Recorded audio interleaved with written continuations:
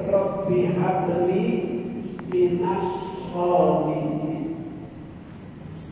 Seorang nabi di antara 124.000 nabi, di antara 313 rasul yang dapat gelar Khalilullah. Kalau Nabi Isa Ruhullah, kalau Nabi Musa Kalimullah. Ini ada yang dapat gelar Khalilullah. Minta sama Allah diberi keturunan anak yang soleh. Orang tua mana yang gak pengen punya anak soleh? Pasti semuanya pengen. Kenapa? Karena anak soleh itu selalu ingat sama orang tuanya. Dia akan mendoakan terus orang tuanya, walaupun sudah berpuluh-puluh tahun meninggal dunia. Ini proses untuk menjadikan anak kita anak soleh itu tidak semudah membalik telapak tangan. Tidak bisa salamin abrakadabra, prosesnya panjang lama. Ada yang pengen orang tua biaya cukup, mau dikirim ke Yaman, orang tuanya nganter. Orang tuanya masih di Yaman, anaknya udah pulang. Orang kaya, seorang pengusaha, anaknya pengen itu pulang dari orang soleh, karena anak-anak yang studi di Yaman, kalau yang di Darul Mustafa itu rata-rata pulang bakal kelihatan di tengah kehidupan bermasyarakat menjadi orang yang soleh. Di sana tidak kuliah, Darul Mustafa itu tidak kuliah, ngaji 5 tahun lulus. Habib Jidat itu 5 tahun. Abu Yahya bukan di Darul Mustafa, dia di kampus Al-Ahqam. Kuliah dia. Habib Hanif juga di Al-Ahqam. S1-nya dia di Yaman di Al-Ahqam.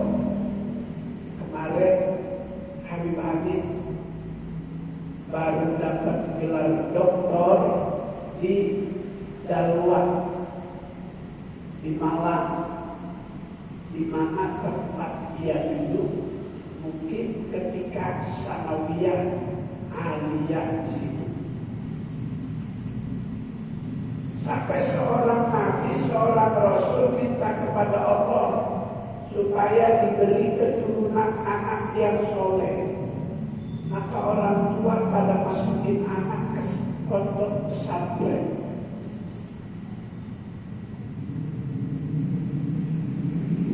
Ahli hadis nomor 2 setelah Imam Bukhari itu Imam Muslim. Imam Muslim banyak dapat belajar hadis dari Imam Bukhari. Makanya nama beliau itu disebut dalam perawi hadis setelah Imam Bukhari. Rawahu Bukhari wa Muslim. Waktu belajar sama Imam Bukhari, Imam Muslim berkata, "Ya Ustazi, wahai guruku, dakli aku qabila rijlaika bi barakatil hadis." Wahai guruku, dakli biarkan aku uqabbila rijlaika, biarkan aku untuk mencium kedua kakimu. Bi barakatil hadis, aku berharap dapat berkah dari sabda-sabda Rasulullah yang kau ajarkan. Jadi berkhidmatnya itu Imam Muslim sama Imam Bukhari sampai demikian sehingga mendapat gelar keilmuan dalam ilmu hadis, urutan nomor 2 setelah Imam Bukhari. Berkah dari Imam Bukhari itu Imam Muslim mencium kaki mengharap berkah. Dari dulu sudah ada ajaran-ajaran itu. Cuma sekarang gaya ajaran yang sudah diwariskan ulama-ulama dahulu lagi diserang sama orang yang tidak suka sama Islam.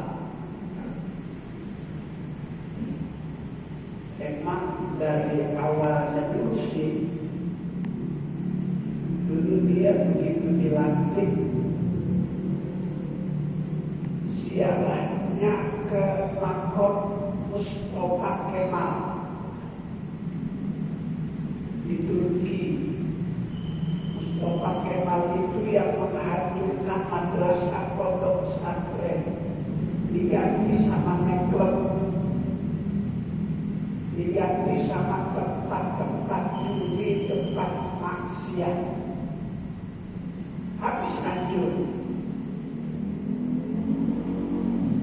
Dia menjadikan agama musuh negara, Mustafa Kemal.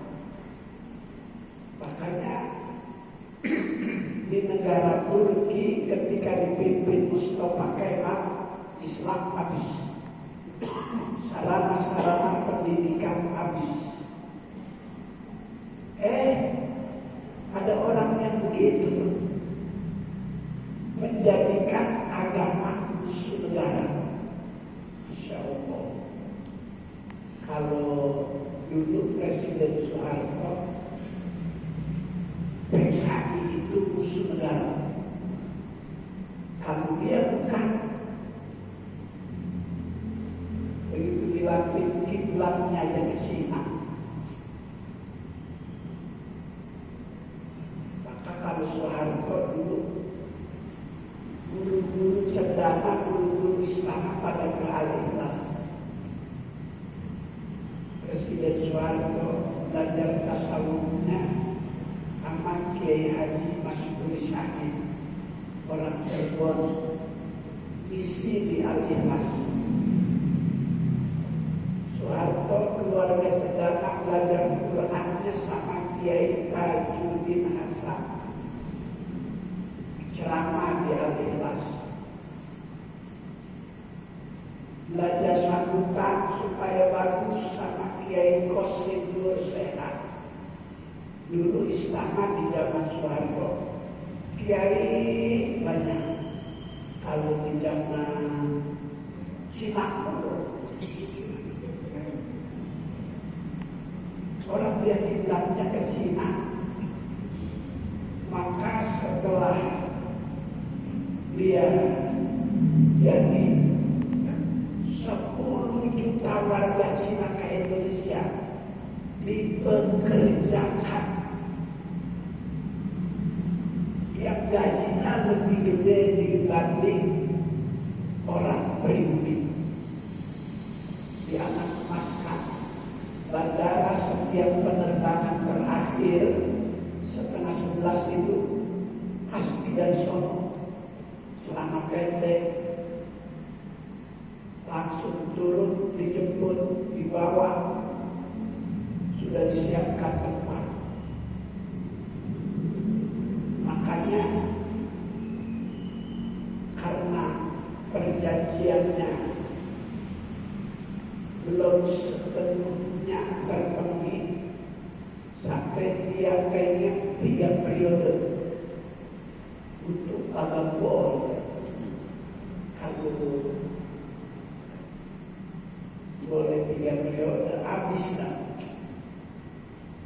Ini aja pesantren lagi sulit. Presiden Prabowo luar biasa, tanggapnya langsung ditunjuk Direktorat Jenderal Pondok Pesantren. Jadi ada dirjennya sekarang pesantren.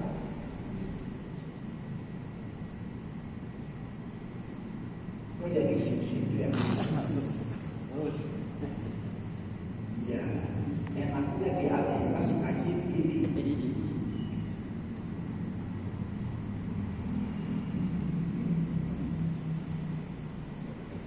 Jadi sebaik-baik peninggalan manusia setelah dia meninggal dunia, yang pertama itu adalah anak yang soleh. Maka selalu kita panjatkan doa, Rabbana hab lana min azwajina wa dzurriyyatina qurrata a'yun. Qurrata a'yun itu anak yang menyenangkan orang tua. Orang tua anak yang senang anaknya soleh, anaknya rajin ibadah, anaknya taat kepada Allah Subhanahu wa Ta'ala. Kalau orang soleh pasti pinter. Kalau pinter belum tentu soleh. Orang yang soleh itu dia akan mengedepankan apa yang menjadi kemauan Sang Pencipta. Kalau sudah memenuhi keinginan Sang Pencipta, Sang Pencipta akan memenuhi apa yang diminta. Pesan itu disampaikan Sang Pencipta kepada Nabi Daud. Ada Nabi Daud, ada ahli hadis ketiga, Sunan Abi Daud kitabnya suka disebut Rawahu Muslim, Rawahu Tirmidzi, Rawahu Abi Daud. Itu Abi Daud ahli hadis ketiga. Bukhari, Muslim, Abi Daud. Dia punya murid namanya Imam Sahal. Ada seorang ulama